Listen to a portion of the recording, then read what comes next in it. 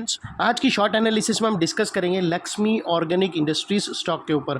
दोस्तों ये स्टॉक जुलाई 2024 से करेक्शन के अंदर चल रहा है। मोटा मोटी देखो तो दोस्तों महज 1.5 महीना इसने करेक्शन में बिता दिया और करेक्शन में भी दोस्तों इसने सिर्फ और सिर्फ टाइम वाइज करेक्शन दिया और टाइम वाइज करेक्शन के अंदर एक रेंज बनाया। वो रेंज के अंदर स्टॉक ने प्राइस वाइज करेक्शन दिया है और फिलहाल ये स्टॉक को देखो तो दोस्तों यहाँ पर मल्टीपल पॉजिटिव फैक्टर्स एक साथ ब्रेकआउट हुए हैं, जिसके तहत ये स्टॉक करंट लेवल से अपसाइड में 15% रनअप के लिए रेडी है। लेकिन दोस्तों इसमें कोई भी हमारी बाय सेल होल्ड रिकमेंडेशन नहीं है। कोई भी पोजीशन लेने से पहले अपने एडवाइज़र को एक बार ज़रूर कंसल्ट कर लेना।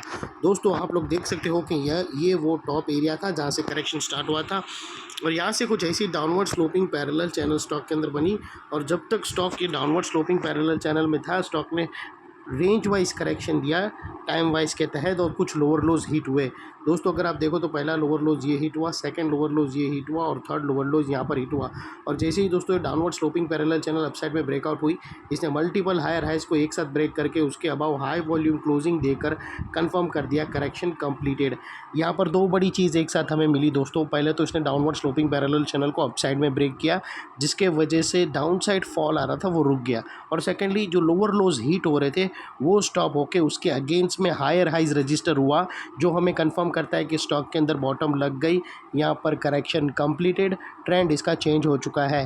करेक्शन का ट्रेंड अभी बाई साइड पर शिफ्ट हो चुका है। अनलेस एंड अनटिल यहाँ पर कोई नई लोअर लोज ना मिले या फिर पुराने लोअर लोज के नीचे क्लोजिंग ना मिले, तब तक हम यही मानकर चलेंगे कि स्टॉक के अंदर बॉटम लग गई है और करेक्शन यहाँ पर कंप्लीटेड।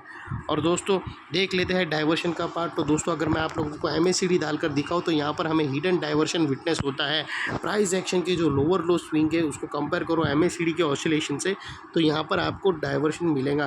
प्राइस एक्शन के जो लोअर लो स्विंग है दोस्तों वो अपसाइड में टिल्ट होते दिख रहे हैं और वही MACD के ऑसिलेशन डाउन साइड में टिल्ट हुआ है और यहाँ से ब्रेकआउट मिला है, जो एक अपसाइड मोमेंटम पंप कर सकता है स्टॉक के अंदर। और सेकेंडली दोस्तों देख लेते हैं चार्ट पैटर्न। तो दोस्तों अगर आप देखो तो यहाँ पर कुछ ज़बरदस्त चार्ट पैटर्न ब्रेकआउट होते हुए हमें मिल रहे हैं। दोस्तों अगर आप देखो तो यहाँ पर एक ट्रायंगुलर चार्ट पैटर्न ब्रेकआउट होते हुए मिल रहा है और दोस्तों ये जो ट्रायंगुलर चार्ट पैटर्न है इसकी नेकलाइन निकल कर आती है।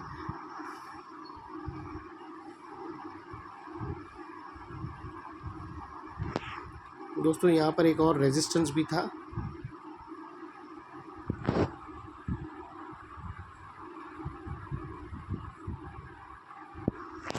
दोस्तों ये ट्रायंगुलर की दो नेकलाइन है।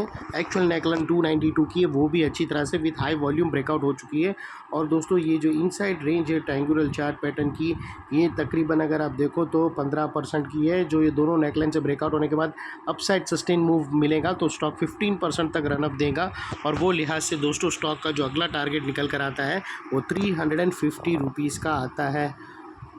और दोस्तों यहाँ पर अगर आपको स्टॉप लॉस रखना हो तो अपने एडवाइज़र को पूछकर ये जो फर्स्ट ब्रेकआउट कैंडल है उसके लो के नीचे, यानी ये जो सेकंड नेकलाइन है 281 यानी 278 के आसपास, यहाँ पर एक लोअर स्विंग भी है, वो भी रख सकते हो अपने एडवाइज़र को पूछकर। और यहाँ से अगर रिस्क टू रिवॉर्ड रेशियो देखो तो रिस्क का एरिया इतना रहेगा और रिवॉर्ड का एरिया दोस्तों इतना बड़ा रहेगा, तो ये ऑलमोस्ट 1:2 या 1:1.5 के आसपास फॉल होगा। लेकिन अपने एडवाइज़र को पूछकर या फिर ATR की भी हेल्प ले सकते हो या फिर फर्स्ट ब्रेकआउट कैंडल के लो के नीचे क्लोजिंग बेसिस पे वो भी रख सकते हो।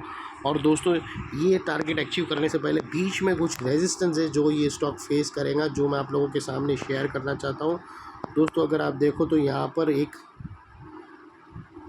रेजिस्टेंस 305 पे बैठा है, उसको बहुत ही ध्यान स्ट्रिक्टली समझना दोस्तों, क्योंकि वो नेकलाइन के पास वाला रेजिस्टेंस है।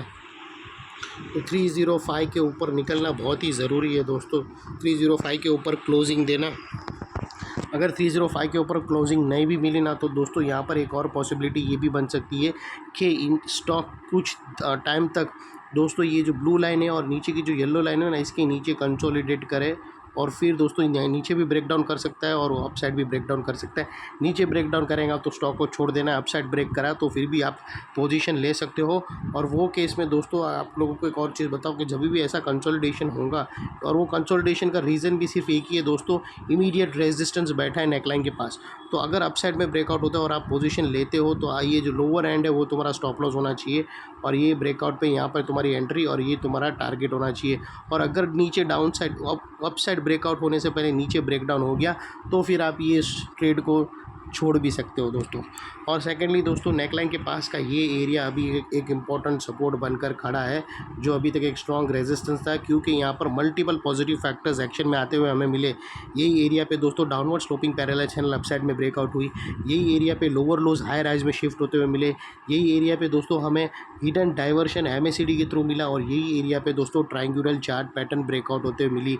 तो दोस्तों जो एरिया अभी तक एक स्ट्रॉन्ग रेजिस्टेंस था, वो अल्टीमेटली स्ट्रॉन्ग सपोर्ट बनकर खड़ा है। और इतने बड़े स्ट्रॉन्ग सपोर्ट के नीचे तुम्हारा स्टॉप लॉस आना चाहिए, जो आसानी से हीट नहीं हो। लेकिन बाय एनी चांस अगर क्लोजिंग बेसिस पे हो भी जाता है तो दोस्तों नो इफ़ नो बट सीधा स्टॉप लॉस देकर ट्रेड को वाइंड अप कर देना चाहिए। ये थी हमारी एनालिसिस। अच्छी लगे तो प्लीज़ चैनल को लाइक शेयर सब्सक्राइब ज़रूर करना फ्रेंड्स। थैंक यू, जय हिंद।